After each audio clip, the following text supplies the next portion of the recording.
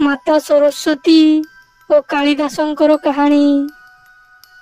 महान कवि कालिदास देवी सरस्वतींकर जड़े महान भक्त थिले। थोरे से मध्य तांको ज्ञान पाई गर्वित होई निजकु सबुठारु शिक्षित व्यक्ति भावरे विवेचना करबाकु लागिले। दिने से यात्रा करुथिबा समयरे रास्तारे शोष लागिबा कारणरू से एक कूओ निकटकू गले। सेठारे से देखिले जड़े महिला कूओरु पानी उठाउथिले। कालिदास महिला को पीवा पाई पानी मागिले। महिला जनक कहिले, प्रथमे निजर परिचय दियो, एहा परे मु तुमको पानी देबी। कालिदास निज ज्ञान हेतु गर्वित थिले। से निज नाम प्रकाश न करी से कहिले, मु जणे अतिथि अटे। महिला कहिले, एहा ठीक नुहे। संसार रे केवल दुई जण अतिथि अटंती, गोटिए हेउछि धन एवं अन्यटी हेउछि यौवन। महिलांको ज्ञानर शब्द शुणी कालिदास आश्चर्य होइगले। तापरे से कहिले, मु सहनशील।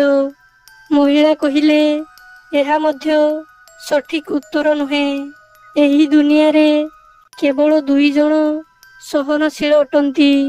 प्रथमरे पृथ्वी, जहा कि आमर भार बहन करे, एवं द्वितीय रे गछ, जहा उपरकू पथर मारिबा परे मध्य फल देइथाए। कालिदास बुझीगले जे एही महिला जणे पंडित। पुणी कालिदास कहिले, मु जिदखोर। महिला कहिले, तुमे पुणी भूल कहिल। दुनिया रे केवल दुई जण जिदखोर अटंती, गोटिए हेउछि नख एवं अन्यटी हेउछि केश, जहाकू बारंबार काटिबा परे मध्य सेमाने पुनर्बार उत्पन्न होइथांती। जणे गाउली महिला पाखरू एपरी कथा शुणी कालिदास आचंबित होई निजर पराजय स्वीकार करिले। से कहिले, मु जणे मूर्ख, मोते क्षमा करो। महिला कहिले, तुमे मूर्ख नुह, कारण संसार रे केवल दुई जण मूर्ख अटंती। जणे राजा, जे कोनोसी योग्यता बिना समस्तंक उपरे शासन करिथाए। द्वितीय मूर्ख हेउचंती दरबारी, जेउ माने राजांको खुशी करिबा पाई भूल जिनिस उपरे मध्य मिथ्या प्रशंसा करिथांती। एहा परे कालिदास महिलांको पाद तळे पड़ीगले। तापरे महिला कहिले, उठ पुत्र। जेतेबेले कालिदास उपरकू चाहिले से देखिले माता सरस्वती सेठारे ठिया होइथिले।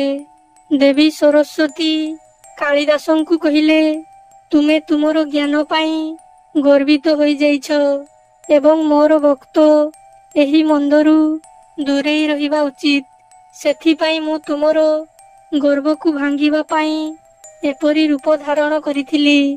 कालिदास देवी सरस्वतींको निकटरे क्षमा मागिले एवं कहिले, वर्तमान ठारू मु आउ केबे गर्व करिबी नाही।